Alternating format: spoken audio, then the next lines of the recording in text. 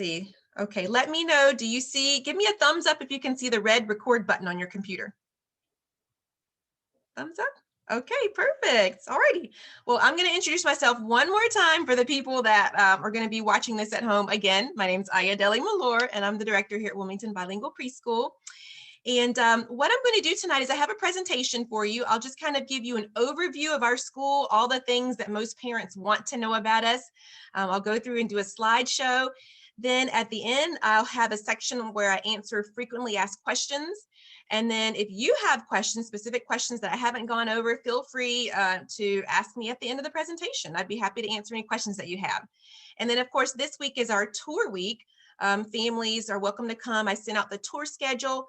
And, you know, if you can't make it this week, we do offer private tours. It's just that right now we're in our registration mode.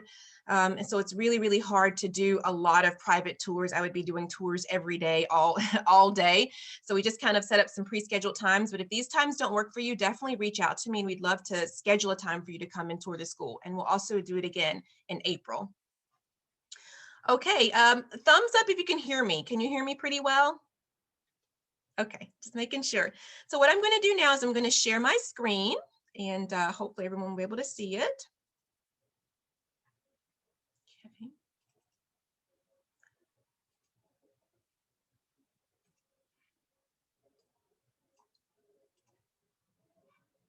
Okay, can everyone see the screen? Can you see the presentation? Well, I think it's still loading. There we go. Thumbs up. All right, perfect. So Wilmington Bilingual Preschool, well, I guess for those who don't know, we are located off of North Market Street in Wilmington, North Carolina. So we're not too far from Hampstead and we're kind of near Blair Elementary and Defy Gravity. So maybe that'll kind of give you an idea of where we're located, but our official address is 100 Spartan Road. We have, our building actually occupies 2 roads. So some of our classrooms are on Spartan Road and that's our main building, our main side, but then we also have classrooms facing Edwards Street as well. But it's super, super easy to find right off of North Market Street in North Wilmington. Well, first I'm going to tell you a little bit about me. Again, my name is Ayadeli Malor, and I've been in education since 2003. So I actually started out as a Spanish teacher. I taught high school Spanish at Laney High School, which raise your hand if you're familiar with Laney High School. Anyone ever heard of it? It's known as Michael Jordan's high school, so that's its claim to fame, although it's a great school, and I'm sure many other wonderful people have come from that high school, but it's known for Michael Jordan. So I was actually department head of Spanish 1 there, and I did teach Spanish 1 and 2. That was the first thing that I did out of college. I graduated from UNC Greensboro and got a degree in Spanish, and I also added on my education license for grades K through 12. I also went to school in Mexico. So Mexico has a special place in my heart. I really love Mexico. I lived there and went to school there. I went to Tec de Monterrey, which is a well-known private school college system in Mexico. So I lived in Cuernavaca and it was a wonderful experience and I love going back to visit. And let's see, I have 5 children, so I always like to mention that to people. I'm a mother of 5. My oldest is 14 and he's in high school now. And then my youngest is 5 and he's actually a student at Wilmington Bilingual. So he's my last one, he's my baby. So it's gonna be a little sad when he graduates from preschool this year in May. But after my first child was born, I didn't want to go back to teaching full time. So I started teaching on the side and started a program called Best Amigos Preschool Spanish. That was back in 2007.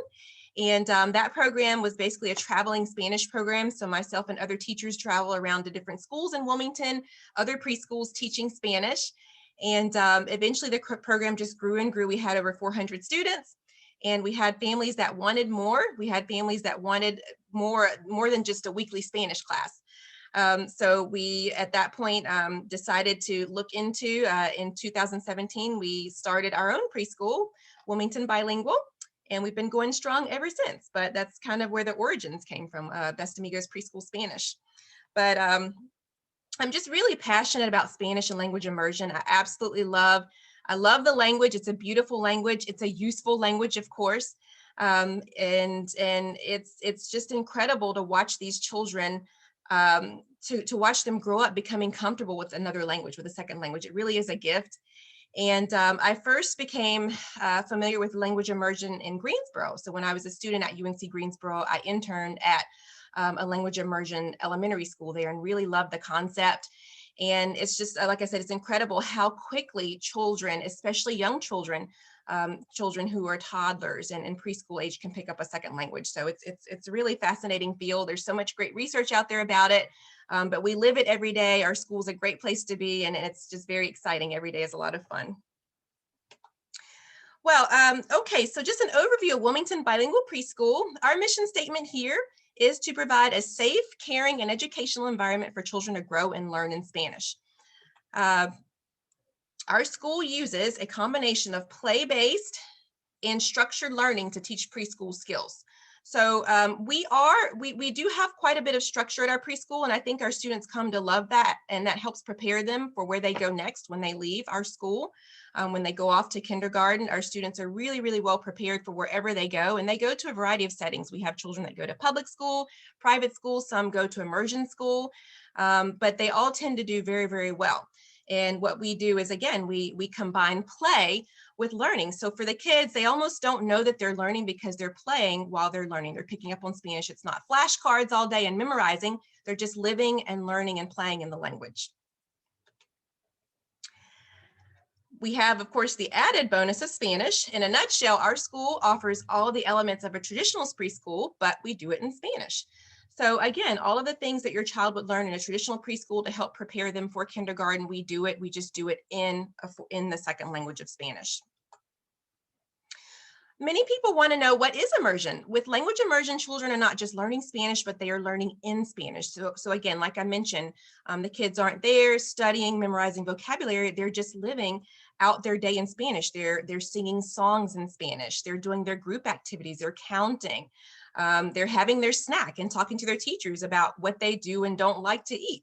They're answering questions in Spanish about, they're doing their art. They're just living their typical day that they would have at a preschool, but they're doing it in the language. Our environment provides an academic curriculum. Like I mentioned before, we do have quite an academic curriculum, and I'll give you some details about that shortly. And we also offer natural and authentic interactions with native speakers. At our school, we do speak Spanish 99% of the day. And that's one thing that I mentioned to parents, because I know it could be kind of confusing. The name of our school is Wilmington Bilingual Preschool, but we actually do pretty much 100% Spanish immersion. And that's just because best practices teach that you should, if you want to have an opportunity to be proficient in a second language, you really do need to be immersed in the language. So most of our children do come to us from English-speaking households. So they already speak English at home with their families. So when they come to our school, the goal is for them to pick up on a second language. And that's why we do the 100% Spanish immersion, because you really, really do need that. At this time, they're only here with us for 4 hours. So we have to get as much Spanish in as possible, because if not, they live in an English dominant society and the English will just take over. So we do try to get in as much Spanish as we can in the 4 hours that they're there with us. And our teachers are all native speakers from different countries. Our teachers are trained in immersion techniques and best practices. So we have all the teachers go through language immersion training when they come to us, and we teach things like TPR. TPR stands for total physical response. So that's combining movements with vocabulary.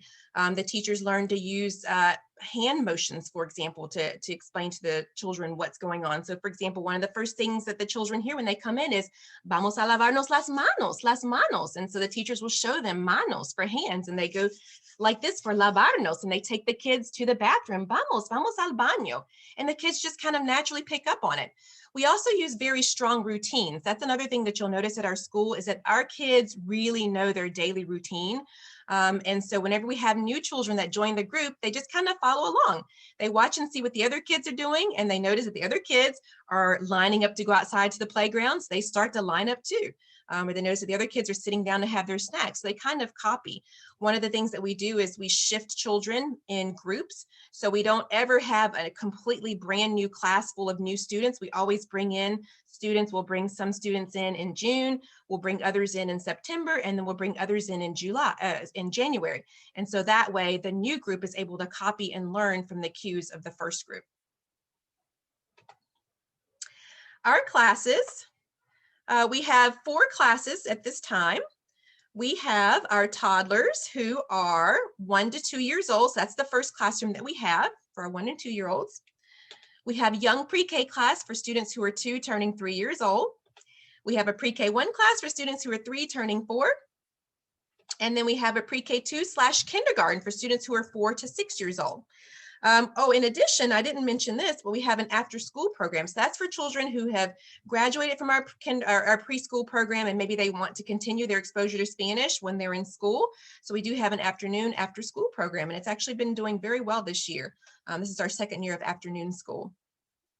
I do want to mention that for all of these classes, to progress to the next class, students should turn that age prior to September the 1st, and we copy the school system. So the New Hanover County, or actually most school systems in the area, have the 5 years old rule. Students must be 5 years old before September 1st. So August 31st and before, if you turn 5 before September 1st, then you're eligible for kindergarten. So we set our classes up the same way, that students have to turn that age before September the 1st in order to advance to the next class. And that way all the students can complete all of our levels before they go off to kindergarten. We also offer kindergarten at our school. Some of our students, especially kids that have those summer birthdays, so those students who have maybe a June, July, or August birthday, and they just turned 5 right before the cutoff, sometimes their parents want to give them an extra year, just an extra advantage, another year to grow and mature and develop before they send them off to kindergarten. So that's why we offer a kindergarten at our school as well. Some children stay 1 extra year. So we combine those kids with our pre-K 2 class, and they do some activities together, but then we also have our kindergartners have a special area in the classroom. We do advanced reading and math activities at kindergarten level for them. One of the benefits of our school is that we do have small class sizes. So I do like to point that out to parents. We have a very low staff to student ratio. We always have 2 teachers in every classroom, and that, believe it or not, that's actually not required. That's not required in North Carolina. You can have 1 teacher in the classroom depending on how many students you have, but we always keep 2 teachers. We always have a lead teacher and an assistant teacher. In our toddler room, our maximum class size is 10. In young pre-K for our 2 to 3 year olds, it's 14.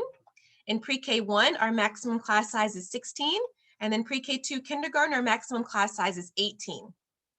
And I do like to point out just kind of how that, I guess, how that stacks up to what North Carolina actually allows in licensed childcare. So you'll see we don't have any 0 to 12-month-olds, but for 1 to 2 year olds in North Carolina, you can actually have 12 in a group, and we limit it to 10. For 2 year olds, 2 to 3 year olds, you can have up to 20 in a group, and we limit ours to 14. And then for 3, 4, and 5 year olds, you can have up to 25 students in one group. And we limit ours to 14, 16, and 18. So we do keep those ratios low just to offer the kids extra attention. And of course, with it being in a second language, we do want to give them extra time and attention. So that's part of the reason why we keep our ratios low. And in addition, one of the things I point out is that, again, you can have 1 teacher. You're actually allowed to have 1 teacher with 25 children. 25 5-year-olds, or 1 teacher with 24-year-olds. But again, at our school, we always keep 2 teachers in every classroom. And we find that really, really helps with classroom management and helps provide the kids with a great experience. We also have a year-round schedule. That's another question that I get from parents is, do you close during the summer? Because many traditional preschools do close in the summer. So a lot of times you have preschools and then you have daycares. So we're kind of in the middle. We're not a daycare. We're not a preschool. We're a combination of both. We are a preschool that's open all year long. So we have our academic year runs from September through May. And then in the summer, we have a summer camp that runs from June, July, and August. We are closed for most major holidays. So I do give out to the parents at the beginning of the year, actually prior, usually months ahead of time, I'll give you a calendar, a list with all the days that we're closed, but we are closed for Christmas break, spring break, and then major holidays. We also offer different schedules depending on parents' needs. So we have 2-day schedules. That's for children maybe who want to attend 2 days per week, for example, Tuesday and Thursday. We have 3-day schedules for students who maybe want to attend Monday, Wednesday, Friday, for example. And then we have 5-day schedules for students who want to attend Monday through Friday. So we try to be kind of flexible with parents based on their needs.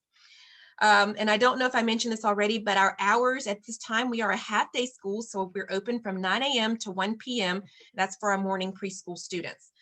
We are working on opening up a second facility that would be a full day facility. So definitely stay tuned for more information about that. As soon as we have more information, as soon as we have an open date, we'll definitely share that information with you. But right now we are a half-day school, and we ask for families to plan accordingly. One benefit of our school is that we do offer shorter days. Whoops. Let's see. My presentation, okay. Okay, there we go.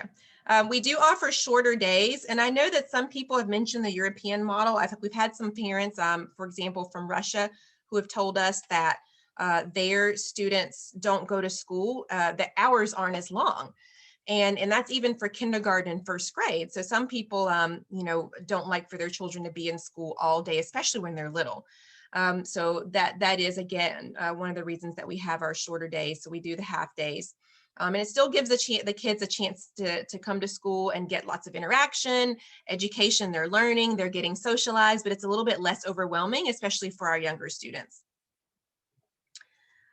Okay, so our days at our school, what do we do all day? Well, the schedules vary depending on class. So each class has its own schedule, and we'll share the schedules with you during the tour.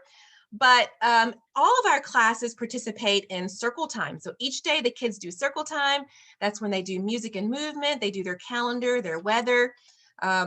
We also have daily small groups. So our small groups are when the teachers get together with the kids at a table, and they may have 2 or 3 children at the table at a time, and they do math activities, science, focus on early reading skills, pre-K skills like colors, shapes, and patterns. We also integrate art into our schedule. Art is very important for us, and we send home lots of art projects, and we tell the parents, definitely talk to your kids about the art projects. A lot went into that art project, because think about it, they had to listen and follow directions and do it in Spanish. So even though it just looks like an art project, a lot of effort and time will go into those projects. Children, we have a recess every day. Children go outside each day, and they're able to incorporate nature. We have a garden in our playground that we work on each year. We also incorporate manners, routines, kindness, cleaning up, and being healthy. We emphasize healthy snacks at our school, healthy eating. We ask that parents bring healthy lunch for the kids, and we offer a snack each day. We also work on presentation skills. Our students in our pre-K classes, pre-K 1 and pre-K 2, do show and tell each day. Every child has a day, one day a week, that they can bring an item from home to do show and tell. And show and tell is a wonderful activity, because it offers them a chance to bring something that's special to them. They could bring, a toy, a picture, a souvenir. Children find all kinds of things to bring us for show and tell, but the teachers show it to the class. They get to present it to their classmates, and the teacher helps them talk about it in Spanish. So it's a wonderful activity. It also builds confidence and presentation skills, speaking in front of a group. And finally, we let our children be leaders. So we have the kids help with tasks in the classroom. They can earn stickers and fill up their sticker chart and be the leaders. So that definitely helps them develop leadership skills. We are a screen-free school, and that's another thing that's really important to me. One thing about our school, there is no TV. The children have no access to computers, TV, tablets, nothing like that for children under age 5. And actually, even for our older children, they don't have any computer time. The only exception to that is at Christmas, our pre-K 2 kids, our 5 and 6-year-olds, get to have a hot cocoa, popcorn, and pajama day. So we watch a Spanish movie during the holidays, but that's really the only exception. And then sometimes our school age kids will do Fun Friday, where they get to watch a movie. But for all of our younger kids at the preschool, there are absolutely no screens. I think the kids get enough screens already at home. And there was a time back, I would say in the 90s, where schools were really emphasizing their technology. So they were talking about how much technology we have. We have computers for every child. But nowadays, I think there's kind of been a little bit of pushback on that. And we know that screen time isn't, it's not good for children, especially children who are still developing at the preschool age, especially 2 and 3-year-olds, and even 4 and 5-year-olds should definitely limit their screen time. So we focus on interactions. We believe that when the students are at school, they should be focusing on interactions with their teachers, with their peers, and touching and feeling and playing with real items. So building with blocks, doing art projects. So that's part of the reason why we don't do any screens. Again, we focus on interactions. And one of the things I point out to parents is that we try to limit worksheets. So I know sometimes parents think that maybe their kids should be coming home with tons and tons of work to show what they did. And we do some worksheets, but it's really discouraged to do lots of worksheets with preschool age children. Again, it should be all about interactions. Playing with their teachers. Children learn a lot through play, especially with foreign language. They need to interact and talk to the teacher. We do the art projects, but just don't expect for your child to come home with tons and tons of work. But each day they're still learning. So I want you to know that the kids are still learning. They're doing small group games each day. In our pre-K 1 and pre-K 2 classes, the teacher brings a small group activity and they rotate. Some days it'll be a math activity. Other days it might be language and literacy, something like vocabulary bingo, for instance, that matches our weekly theme. They may bring a special art project that they'll work on together with the children. They might bring a science project that they do at the tables with the children. So all of these types of things mean that there's no worksheet, but your child was at school, they were participating, they were learning. We love manipulatives, things that children can touch and feel. And again, I've mentioned the daily art projects, and we do have a focus on language production. So we do lots of singing. Singing is big at our school, but singing is actually really, really good for developing speaking skills, language skills. So we incorporate lots of music at our school. We have themes. So we do have a theme-based curriculum. Each week the students study a different theme. And our themes really help students learn about their world. So a lot of times the themes will match the seasons. For example, we're on our spring unit right now. So last week we talked about spring weather, and the children did all kinds of projects and activities related to learning about spring weather. This week our theme is spring gardens. So we're getting ready to, we're talking about plants. Our older students talk about the life cycle of a plant, how plants grow, what do plants need to grow. All of the students are planting seeds this week and getting ready to start working in our garden. So all of the activities that we do focus and match the theme that we're working on. In this picture here, I love this picture, but this is Maestra Medica, and she's our 3 to 4 year old teacher. She's from Peru, and she was dressed up. This was during the week that we did fairy tales and fables. So one week we studied fairy tales and read a different fairy tale each day, and the kids got to come to school dressed up as their favorite fairy tale character. So I'll definitely pass out a list of the themes for you to see during the tour, but the themes, the students and the parents, I think, really enjoy our themes. The themes help grow the students' Spanish vocabulary as well. That's important because, again, we're trying to introduce them to as many words as possible, and one of the ways to do that is to do the theme-based curriculum. We also have an academic curriculum, especially when it comes to our pre-K 1 and 2 and kindergarten classes. I would say we really have an emphasis on literacy at our school. We focus a lot on those letter sounds. We start with the vowels in Spanish, for instance, even with our toddlers, that they practice their vowels in Spanish, a, e, I, o, u. That's very important. And then we add on consonants and practice the syllables. So in our pre-K 2 class, we have a letter of the week curriculum in addition to our theme-based curriculum. So the students study a different letter each week, and they practice that letter sound, what sound it makes, and they practice words that begin in Spanish with that letter.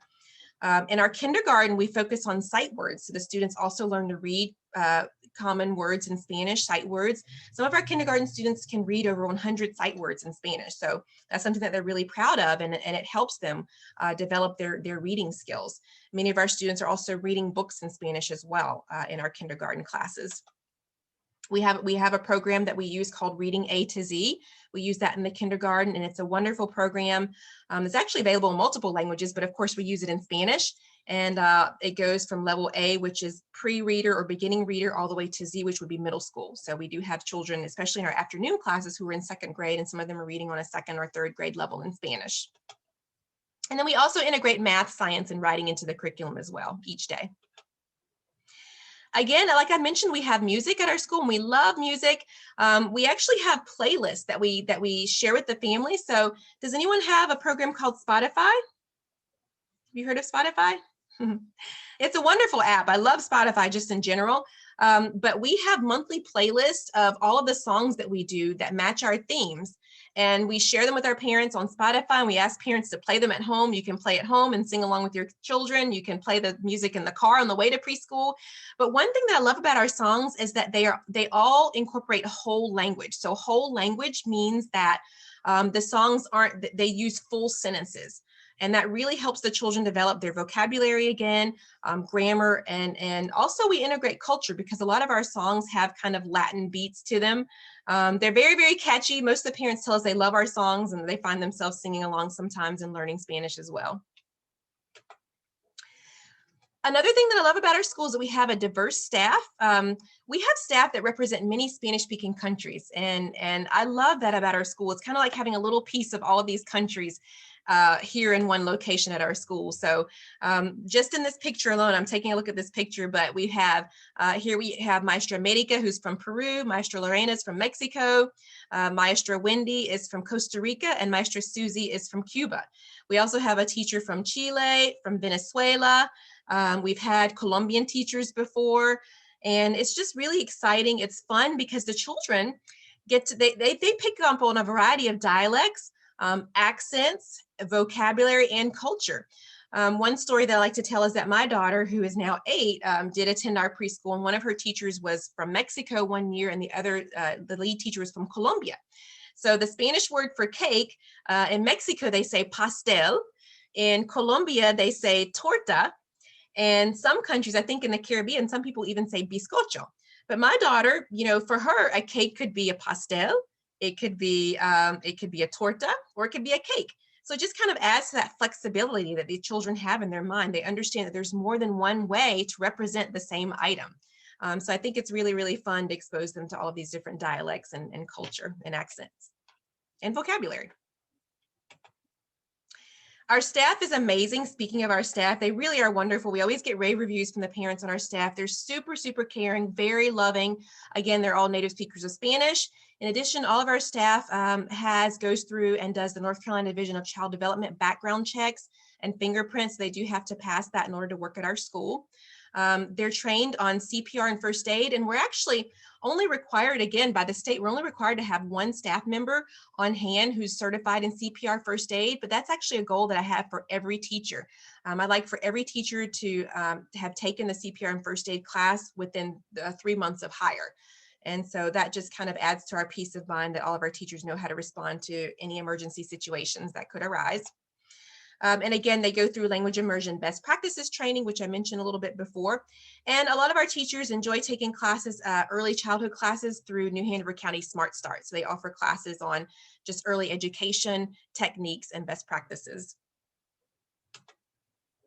Oh, and one other thing that I think is great to point out, most of our teachers are also mothers. It's not a requirement of the job, but I think it does help. Many of our teachers have their own children, and then several have children at our school. We emphasize healthy eating at our school. We provide healthy snacks each day. So that's one thing that parents don't have to do. We do provide the snacks. We like to play around with our food. So sometimes we'll do little theme-based snacks. So here's the week that we talk about spring insects. We made butterfly bananas, and the kids love it. We show them a picture, and they have to kind of craft and make the snack the way that they see it in the picture. We also ask that parents provide a healthy lunch each day. A lot of the parents use these little Bentgo kids boxes. I don't know if you've seen those, but I'll show those to you during the tour. But those are really, really convenient, and they allow you to use leftovers and pack healthier foods. We also do water only at our school, so no juice, no milk. Parents will provide a water bottle each day for their child with water, and we can refill it throughout the day at our school. We do have distilled water on hand. Also, we talk to our teachers about being good influences on the children. So none of our teachers bring any sodas or, any sweet drinks. We just try to be a good example for the kids so that they want to eat healthy as well. And one of the reasons that we provide snacks too is because we found that children, it's kind of positive peer pressure. So sometimes parents will tell us, well, my child does not eat bananas, but at our school, they eat bananas. And part of it is just because if they see all of their friends eating, cottage cheese, or they see their friends trying bananas or trying salsa, they'll go ahead and try it too. So we do try to offer them a variety of healthy foods. We only do fresh fruit, We don't do any, fruit cups or fruit gummies or fruit gel. Everything's fresh fruit, or we'll try to incorporate some protein or a dairy into our meals. So we do peanut butter, pretzels, things like that. We also do gardening and nature. Each year we have a huge garden at our preschool. It's really wonderful. And last year we had 7 watermelons, and we actually cut them up and had them for snack one day. And it's just a wonderful way to allow the children to connect to nature, but also they connect to where food comes from. So they get to go out there and watch the watermelon grow every day, see it get bigger, and they just get really excited. We had giant sunflowers last year too. Unfortunately, the July hurricane took our sunflowers down, but we're really excited to get out there and plant again this year. We incorporate positive discipline into our school. All of our teachers take a course on positive discipline, which basically means that we try to limit the word no. We try to rephrase things in a positive way. So for example, if a child is running in the room, instead of saying, no, no, no, no, no, don't run, we say, can you walk? Show us how to walk. You can run on the playground. So it's just a way of rephrasing, and it makes it more clear to the child what exactly you want. So instead of just saying no, we use more language and we explain what it is that we do want. If it's friend, sometimes toddlers are curious and they just like to cause and effect. If they hit their friend, instead of saying, no, no, no, no, don't hit your friend, we say, gentle, suave, suave with your friend. Suave con tu amigo. Can you give your friend a hug? We're nice to our friends. So it's just a more positive way. It's a more positive way of managing discipline. We try to redirect the kids and keep them busy. We'll redirect them to another task or give them a task to do. And we also, with our older children, you can see here in this picture, all of our older children, our pre-K1 and pre-K2 have sticker charts. They earn stickers throughout the day for doing good behaviors. So when they participate, when they're nice to their friends, when they help clean up, they get stickers. And when they fill up their chart, they get to be the leader. And believe me, that is a huge thing when you're a 4 to 5-year-old to get to be the teacher's helper and the teacher's leader. So they really love that. And they all work towards filling up their sticker charts. And they love to go home and show their sticker charts to mom and dad when they fill it up. Okay, sign in and sign out. Sometimes parents want to know, how do you manage signing in, especially with COVID going on? We do outside drop-off, so parents do not come into the building for drop-off, and that actually works pretty well. We have an app at our school. It's called Brightwheel, so we'll invite families to download our app, and through that app, parents can sign in and sign out. We also offer touchless sign in and sign out that people can use our app with, or you can use the tablet. We have a tablet outside. With our app, parents can send messages to the teachers throughout the day, in the evenings, if there's something important you want to tell the teacher, and I also see the messages, so sometimes I'll answer. You get instant notifications during the day of what your child is doing. So for example, we take pictures and we send videos, and you'll get a notification on your phone and you can open it up and see it. And also it sends potty notifications. I know that's a big thing, especially when kids are going through potty training. Parents want to know, did they go pee-pee? What did they do? Did you do a diaper change? So all of that is in the app. Your child will have an activity feed, and you'll get to see, what activities they did through the day regarding potty and snacks and eating and whatnot. Safety, security, our doors are locked all day. Only our staff has access to opening the door. So that's something that's important to us. I know that at some schools, parents have a code and parents can actually open up the door, but at our school, only the staff opens the door. And one thing that I do like is that just because of the way our school is set up, at this location, at least, parents can see inside. So there is glass windows, and parents can, sometimes parents will park there and just kind of look and see what the kids are doing. So that's absolutely fine with us. And we are in a quiet neighborhood. That's another thing that I really love. The neighborhood that we're at, it's easy to find. It's right off of Market Street, but so many people don't even know we're there. It's very residential area. And it's just super quiet. Not much goes on there. And we like that. Payments. Parents usually ask about monthly payments. Parents do receive an email invoice. We do everything online. So the payments, the invoice comes to your email. Parents can pay online. It's sent out the 22nd of each month for the upcoming month. And you can also, when you submit your payment, you can see an itemized PDF, print a receipt. And at the end of the year, we do offer a tax statement for families to get a credit for childcare on their taxes if you qualify for that. So we can send an easy printout for you of all the payments that you made throughout the year. Communication, I send a weekly email every Friday to the families. The weekly email just has updates about what our curriculum, what we studied that week, any announcements, any upcoming special events or special dates that you need. We also have a private Facebook group. So that's one thing that I love to point out to families. Families can join us on Facebook and see the teachers there. It's a private group, so it's just for the families and teachers, and the teachers share videos, photos, and announcements. And again, I already mentioned the app that we have that we use for communication. And we also turn in progress reports for families 3 times per year. So we'll do that in the fall, we do it in the spring, and then we do it at the end of the year, just to kind of give you an update on how your child is growing and developing, progressing at the school. We have a couple of special events that I wanted to point out. One event is our Day of the Dead Festival, Dia de los Muertos. And this is really awesome. It's a wonderful festival. We had it for 3 years. We didn't have it this year due to COVID, but we're really excited and hoping that we'll be able to have it next year. But it's always the first Sunday in November, and it's free for our families or for our students. But it's just a wonderful time. We have all kinds of fun activities planned. We have free samples of Pan de Muertos, bread of the dead. We have an altar set up to remember those who have passed on. And it's just a really, we have tamales too. We have a tamale sale. So it's a really, really cool festival, and it's a great cultural event that many of our families have kind of embraced. We also do Dia del Niño, which is Children's Day. That's always celebrated April the 30th. And Children's Day is a huge thing in Latin America.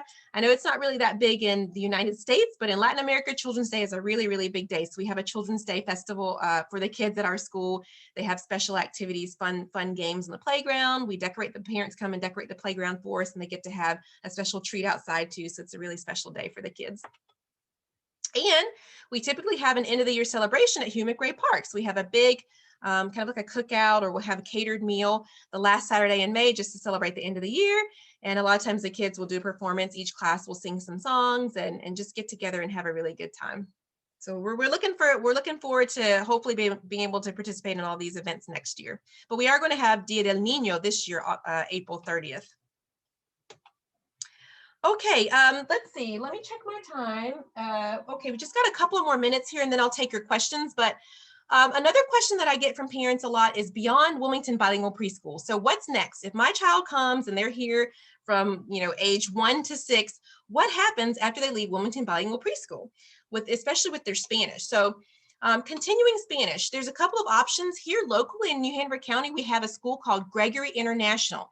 If your child attends New Hanover County schools, they are eligible, if you live in New Hanover County, they're eligible to apply to get into Gregory International, which is a K-8 Spanish English immersion school.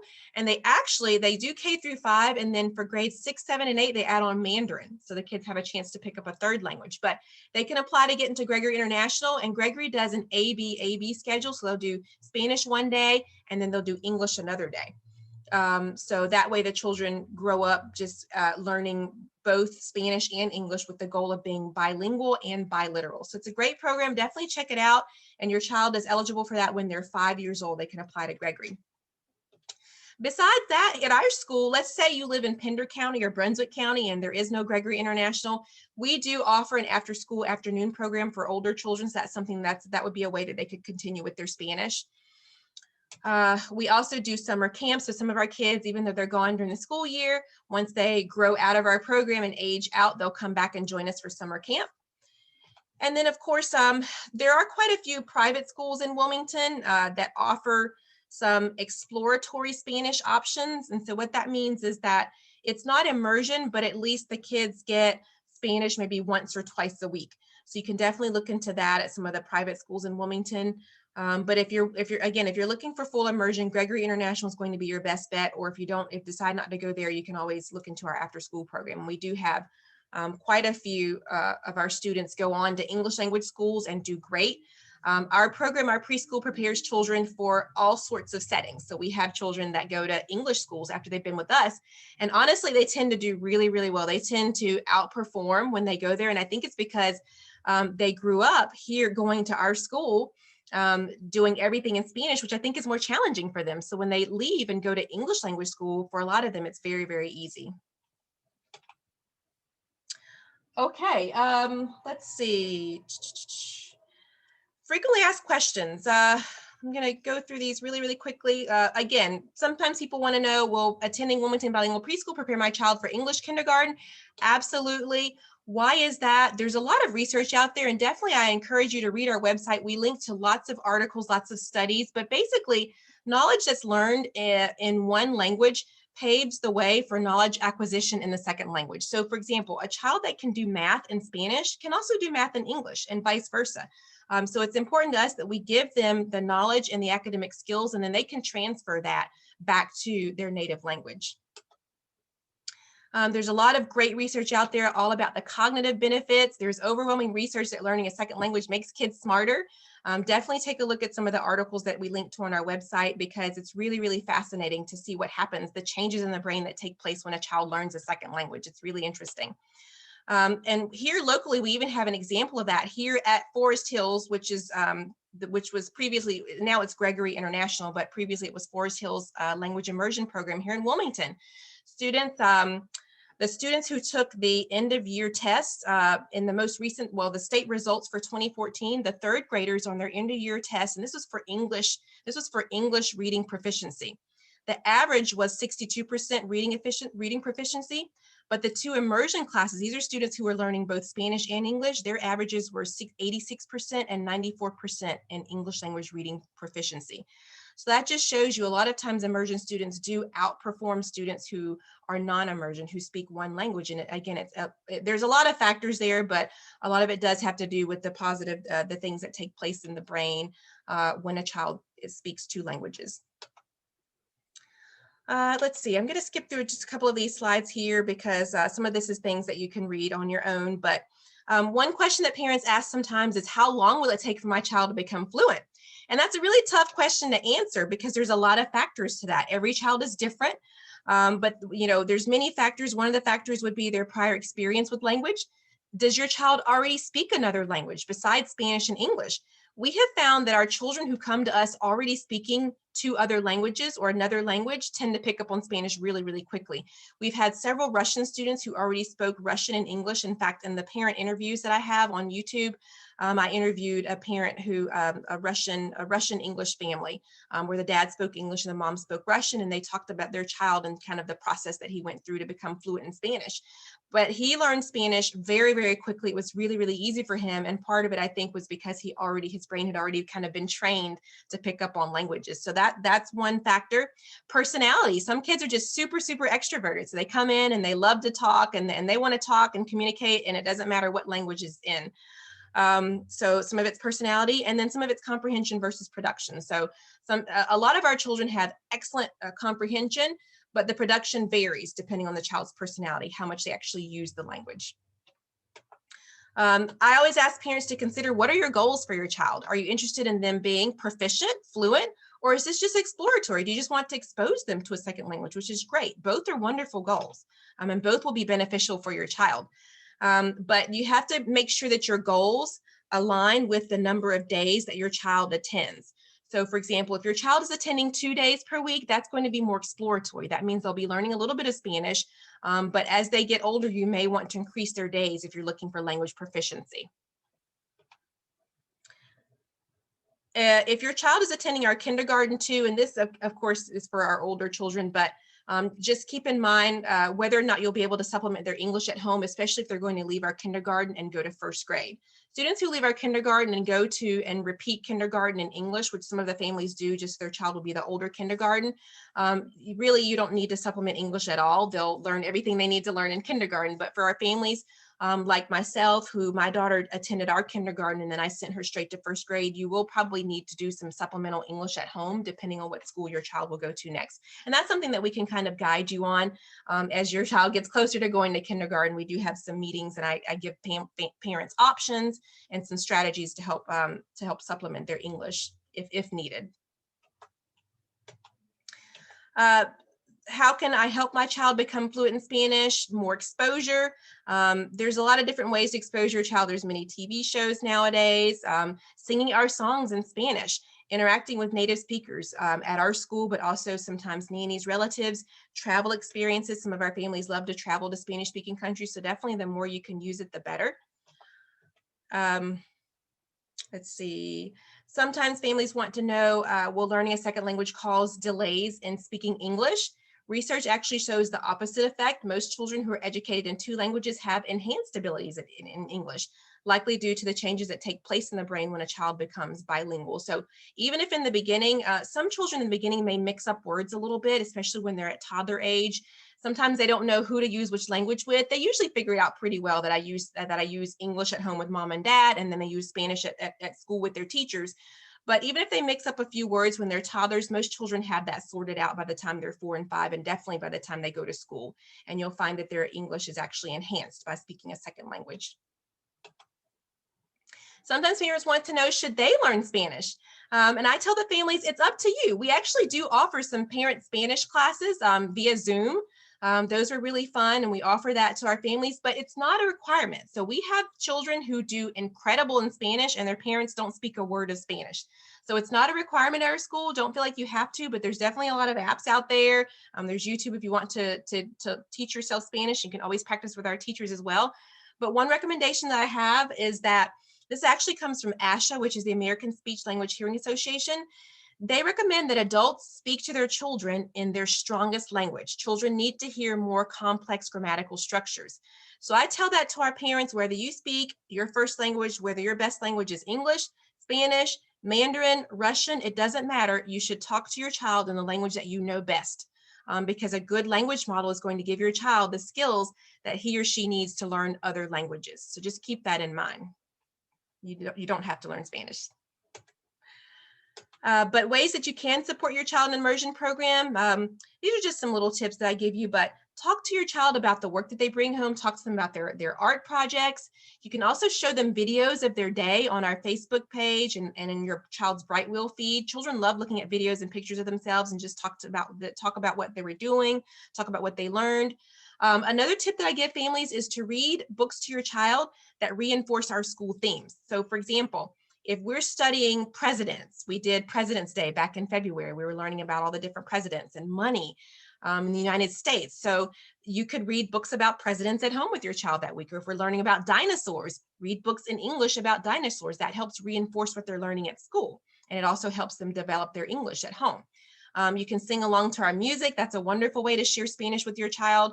And just in general, I tell parents, expose your children to a wide variety of activities outside of our school. This is good for their physical and cognitive development. So take them to museums, and it's been a little hard this year, but take them to the aquarium, to zoos, enroll them in little classes like there's gymnastics or dance or sports. All of these things are really, really great for their development. And then finally, try to limit their screen time. There's a lot of research out there about screen time with young children. So definitely limit their screen time, and what screen time you do give them, make sure it's educational. So show them educational programs.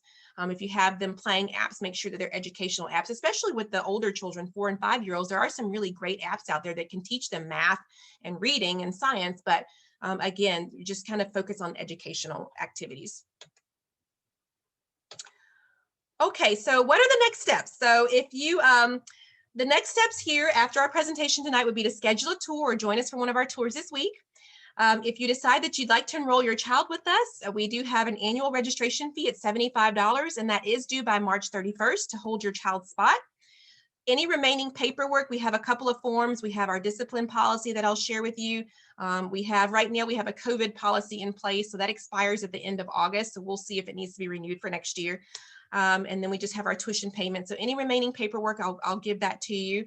And then over the summer, we'll have an open house or a teacher visit prior to the first day. So even though I know the tours are for parents only, but we will have a time where your child can come into the school and meet their teacher, see the classroom with you prior to their first day. So don't worry, their first day in school will not be the first time in the classroom. So those are kind of the next steps that we would go through. All right. Well, I think I've covered everything I wanted to cover. Thank you so much for sticking with me. I know that was long, but I just wanted to make sure that I covered everything. Does anyone have any questions? Anything you want to know that I didn't talk about? I do. Sorry. I have 2 short questions. Sure. First, for the tour, since we already went, do we still have to go to this tour this week? Okay, that's a good question. No, you do not. The tours are completely optional. I just We just wanted to offer a chance for parents to come in. Okay, so I won't miss anything if we don't go. 'Cause it's No, right- Okay. I don't think so. No. Okay. And I had another question about the summer camp. Okay. So well, I don't even know if my son could go to the summer camp because well, I don't know because he's still not enrolled. But I start working in August, Okay. so that we I know that we're gonna need some sort of help in August. So it would be amazing if we could start taking him in August and then start the academic year in September. Is that a possibility at all, or? Yes, definitely. Yeah, get with me, Barbara, and let me know what your schedule is looking like, and we'll definitely try to schedule him in and get him in a couple of weeks early. And also, just to answer your summer camp question, so our summer camp is for all ages. I know that that might have been a little confusing on that slide, but we're open all year long. So for our families that want to stay with us all year, including toddlers, they can continue to attend in the summer. Okay, great. Thank you.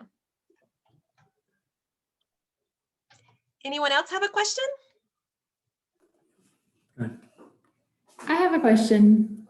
Can you maybe walk us through what the first day is like or what drop off is like the first day? Judson has had babysitters, but we've never left him in like a daycare situation or any, center like that. So could you just talk about that a little bit? Yeah, absolutely. I know. Well, the first day, gosh, you never know. I just always tell parents that some kids walk right in the door and never look back.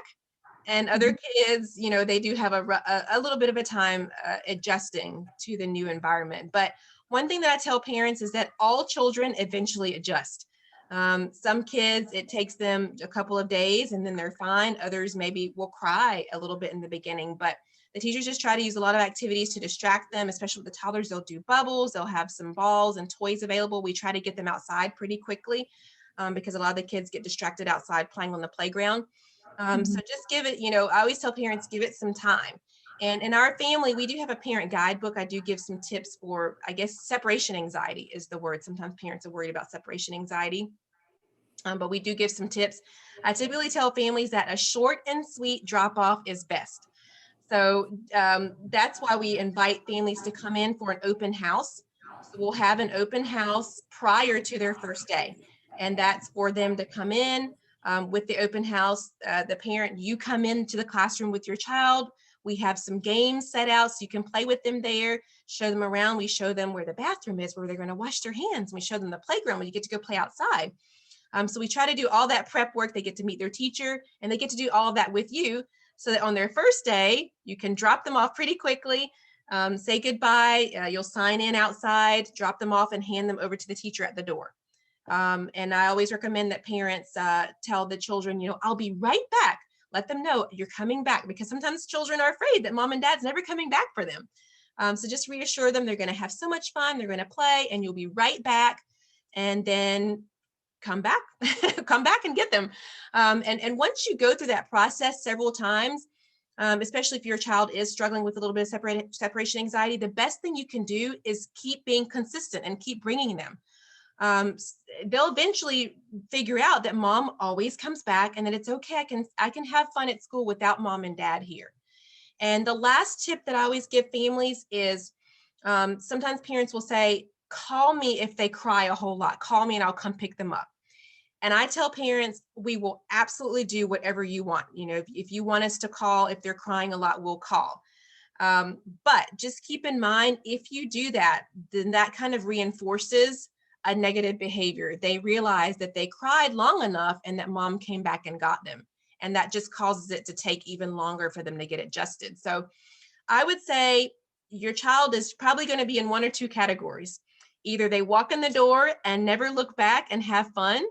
And some kids do that. I don't know what it is. Some kids just come and they don't cry at all. They just integrate into the group. We just had a little girl, a toddler. She's a tiny little thing. I think she's like 15 months old and she did just that. She hasn't cried a single day and it's her third week now. And then some kids, it takes them a few weeks to adjust, especially if they come 2 or 3 days. So we find that it takes the 2 or 3 day kids a little bit longer sometimes, just because there's a gap. They're not coming consistently every day. So they get used to it, but then they go home over the weekend and they forget. And so every child is different. I guess that's all I have to say. Every child is different. You never know, but just be positive with them. You can even read books about going to preschool with them at home to get them prepared and tell them how much fun they're going to have. And just know that probably after a few weeks, they'll be having a great time. Did that answer your question? I don't know. I don't know if I gave you enough. Yes, thank you. And we do, just to mention, with COVID, we kind of, like I said, we're doing the sign in, sign out outside, and then pickups outside as well. So parents do all of that outside. We also have bins where you can place their items and the teacher, so it's kind of a contact-free, no-touch bin.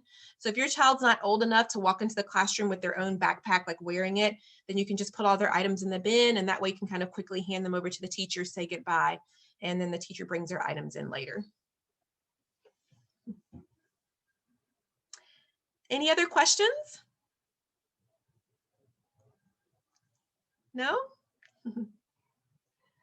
Okay, well, we're right at an hour, so that was kind of my goal. So again, thank you so much for joining me tonight. I know your time is very valuable and very precious. And let me just say, Judson, you did awesome. Wow, that was great. Bravo. Muy bien. I was thinking that. I was like, I'm sorry we were not on camera, but we were chasing our child around. I was so impressed that he was just, I just told my husband they had their child just sitting there the whole time. I'm so jealous. I trained him. Oh, very He was impressive. crying before this one. Dinner was a nightmare. Dinner was Oh, not, no. not calm. Aw. Well, again, thank you for joining me tonight. I hope it's been helpful, just kind of in getting an overview about our school. And we're super excited to get to meet all of you during our tours or later on. I know we have some kids who are joining us in the summer and then some who will be joining us in the fall. But either way, we're super excited and looking forward to getting to know all of you. And if I can ever be of assistance in any way, just feel free to reach out anytime.